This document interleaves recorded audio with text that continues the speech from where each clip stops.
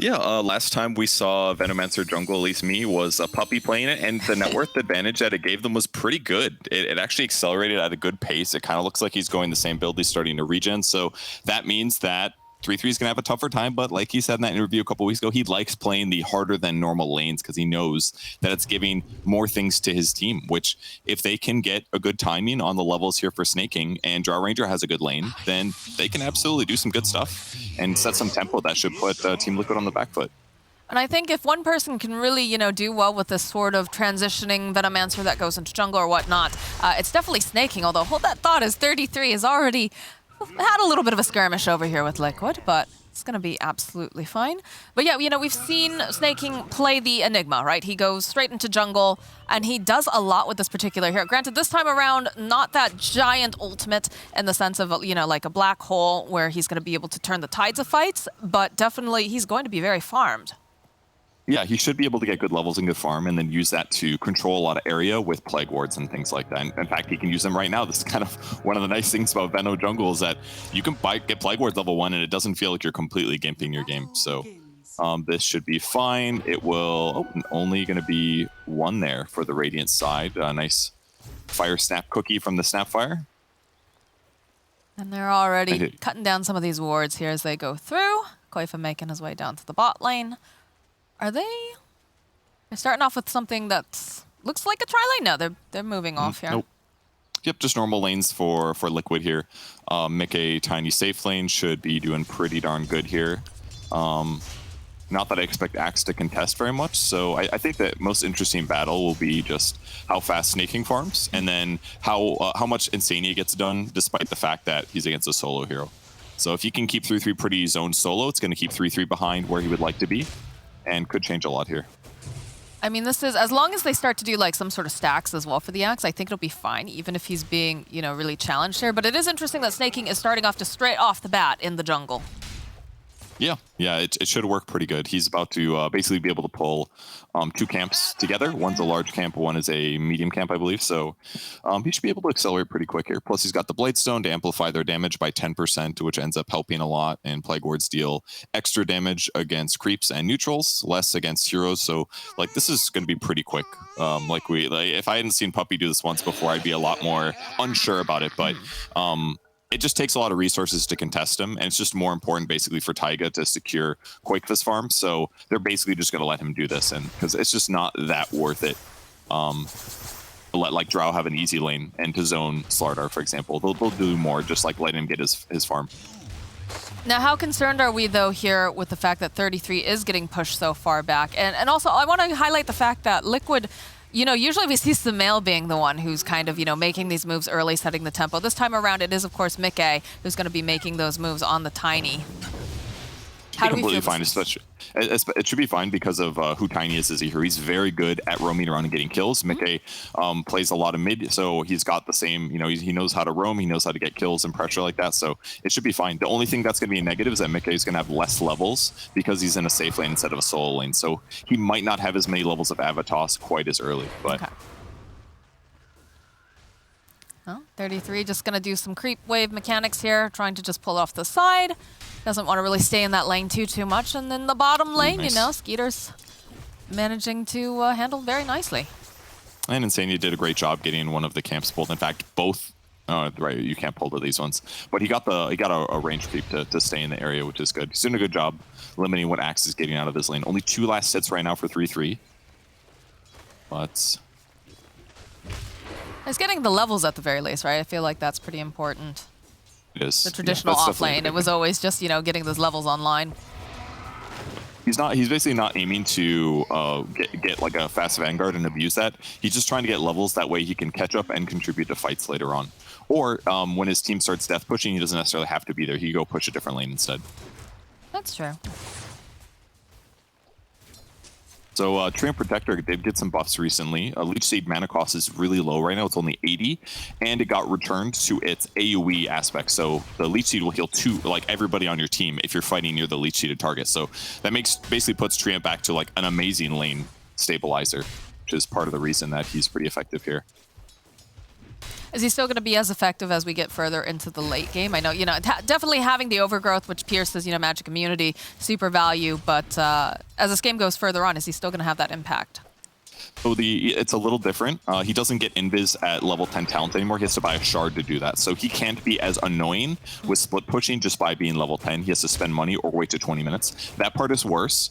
But mostly Tree and Protector, other than the nice overgrowth aspect, which is absolutely right. Great against BKBs or people who don't have Manta. Ooh, maybe a kill here. He's got the cookie hop. They're going to need a little bit more slow than that. So Taiga's going to be absolutely fine. But other than that, other than that ability to split push and delay your towers dying, just being able to armor your trees or your towers to keep them alive helps give you an advantage and should help keep his team ready to push. And that could be a really big thing if he uses Leech Seed in pushing circumstances. Because if he gets a couple points in it, he could actually really help keep creep waves alive. Because the amount of heal that you pump out later is a huge amount. You can do like 300 AoE heal. Like if he goes like a Holy Locket or something, this could be busted. And he did buy a really fast Fluffy Hat. Good old Fluffy Hat Spata, though, a little bit out of position here, is getting slowed down, though, with the bash from Koifa, and that is going to be the first blood. They might be able to turn this around over onto Koifa if they can keep that vision, but they don't really have it here. Skeeter walks right next to him. He's already able to teleport out. So he tried to hit a timing there. He got the level 2 Leech Seed, and then they went for a fight, but that minus armor was just way too much. Top lane 33 is just poking a little bit here with Insania, but it's allowing Mickey so much farm, because it is just too hard for this Axe to really be there in that lane. And another nice thing you noticed earlier, too, coming out from the side of Tundra, is they made sure to get themselves the water runes. So we talk about the mid lane being a little bit more forgiving recently. There's a lot of regen available, but not when the supports are making those rotations. Yeah, it's a tough one for Morphling. He had an empty bottle, too, so he's going to have to go back and heal as a result of that. So pretty big rotation. I mean, Fado had basically perfect items for that engagement. He's got a Ring of Protection as well and the Fluffy Hat, but the minus armor from Lil Shredder plus the physical damage from Slardar just cut right through him a little bit too hard. So he was not expecting to die there, and that's going to hurt their lane a little bit. That could have catapulted them into a better advantage. Now, is this a situation? I know we had another game where there was a lot of minus armor coming out from one of the particular teams. In fact, I had a TA on top of that. Do you just start stacking armor on people too to help, kind of tank them up so that they can survive these engagements, or? Yep. Yeah, armor is the best counter to minus armor. So heroes that have high armor, like Morphling or like Drow Ranger, who has a lot of agility, they naturally counter minus armor lineups. Usually, like strength heroes are really countered by minus armor. Is one of the better versions, better heroes to have minus armor against, because they just don't have as much agility. But agility heroes typically just get a lot of armor for free. But is this a situation too? Oh, there's a nice double damager in here available for 9. Is this also a situation where we're getting to see, the Solar Crest and like the medallion, so you can stack on those sorts of things too, going full maximum armor build? Yeah, and that's why Snapfire loves that build, because not only can you use it offensively for minus armor with the medallion, or you can just put on your cores later to push. But with that said, I'm not 1,000% sure if Tundra is going to want to go Solar Crest. It's still really good for pushing towers with Drow, but she's naturally long range, so she can siege towers pretty safely just with extra attack range. She may not need a Solar Crest to do it quite as quickly here. Well, I wasn't sure for some of the other heroes though to be able to stack it up. Yeah, but it's more about amplifying your carry. So because Drow doesn't need it as bad, maybe they won't bother that much. It's possible. I like this scan here by 3-3 protecting himself against an Avatos and Mickey could have grabbed him with. He's going to go the long way back to his tower. It's done a good job so far. He doesn't have that many last hits, but he's level 5. Ooh, fight. The cookie hop forward. They silenced up Koifa, but it didn't matter because Taiga had the cookie, and now Koifa's just gonna go run down Skeeter right underneath the tower. They just need one more hit. He's gonna tank some of this damage, and they have the salve actually, but they'll go right in again. Another hit, and that's a dead Skeeter.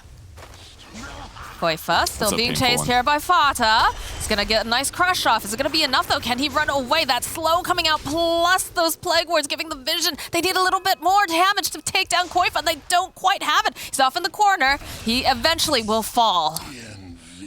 Ooh, that's painful for Tundra. When you go Drow lineups, you kind of want to like win your lane convincingly, but this is twice now that Koifa's gotten kills before dying. So they put the Leech Seed on him everything. Skeeter was getting a lot of heal from it, but Slardar is so good at running down opponents. So even though Drow has some advantages, if she gets heroes on top of her, she's always going to struggle. Top, getting Avatos partially, but he's okay for now. Yeah, they get the call off over on 33, and it's interesting to see Snaking now making these rotations up to the top lane. Had a little bit of that start in the jungle, and now it feels like they kind of would like to place some pressure over on that tower.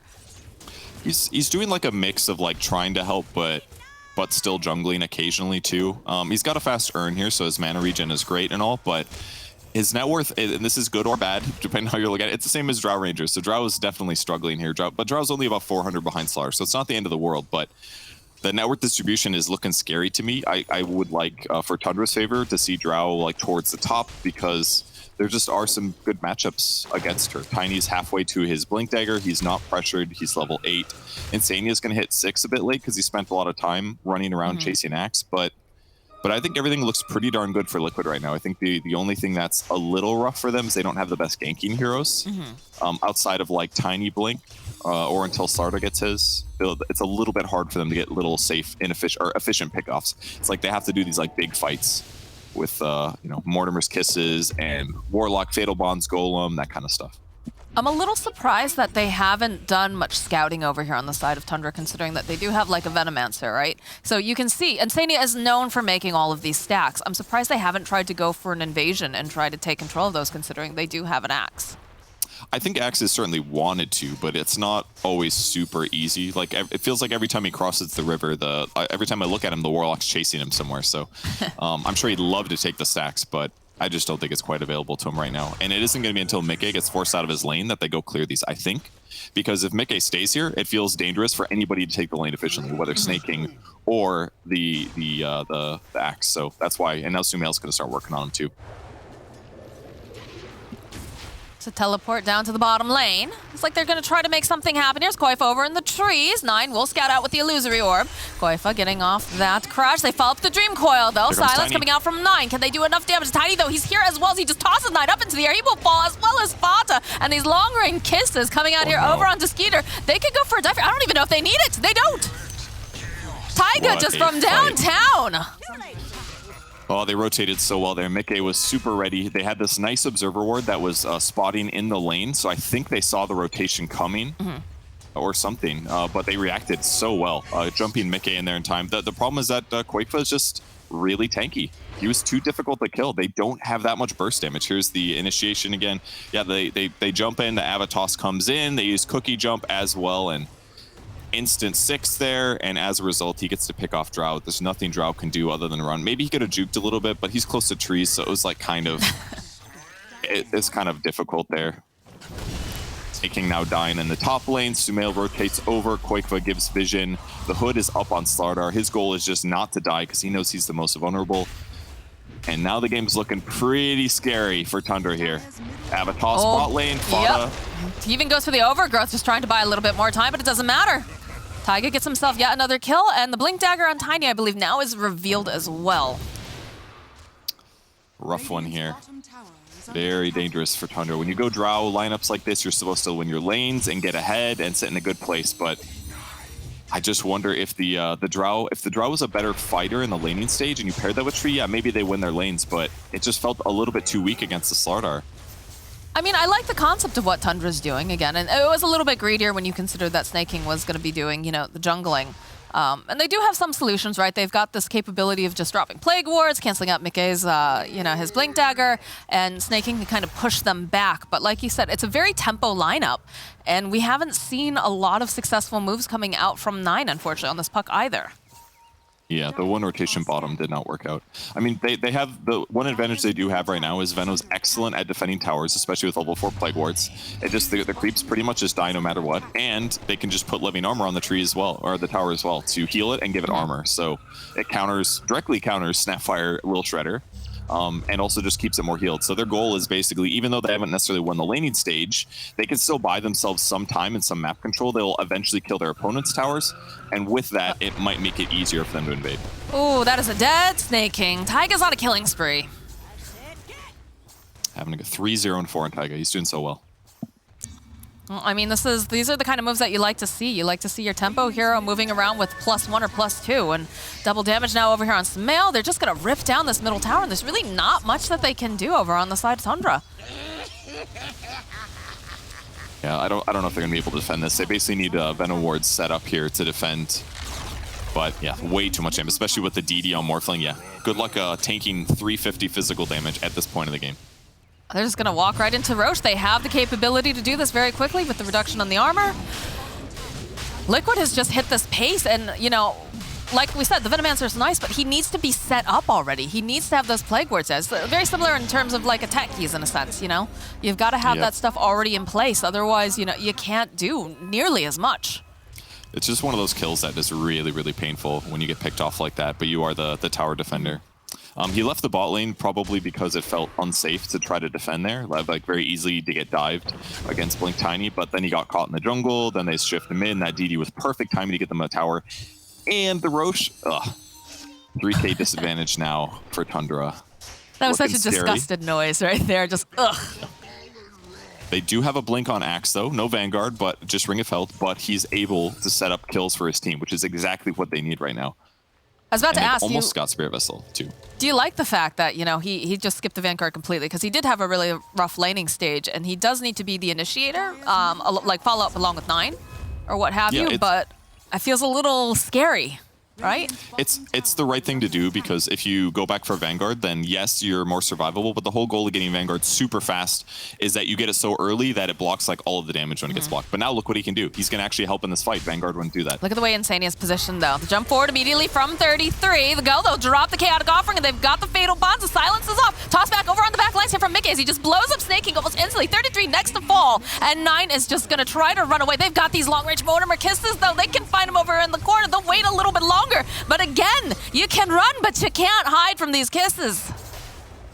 And it works out again. The Hood, Treads, Wand, Bracer, Chipped Vest, Slardar, and he just tanks through it all the way through with help from Insania.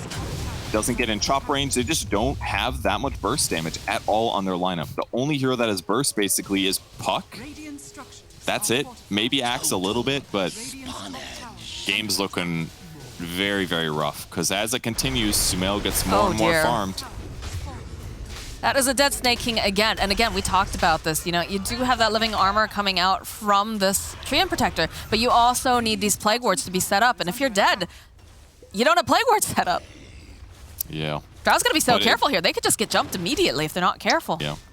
It feels like the dam is broken to me, though. It feels really difficult to come back from this. Yes, they are defending the safe lane. Fada slowing it down with living armor and with Nature's Grasp. He's even putting wards behind the tower. That'll help him spot to see if he's about to get dived. So they'll keep the tier 1 alive, but losing mid and now the top tower just means that Roche control is negated, mostly from Tundra. At least it's a lot harder. It'll be very easy for Liquid to always retain Roche, get the shard, keep getting advantage there. I mean, I would say that Tundra never had control of the Roche area after a certain point. Yeah, bot tower goes down. They're trying to get into position, but... And he did this by himself, which is even more a sign of how the game looks rough. Sumail TPing for another DD rune. Very nice for him.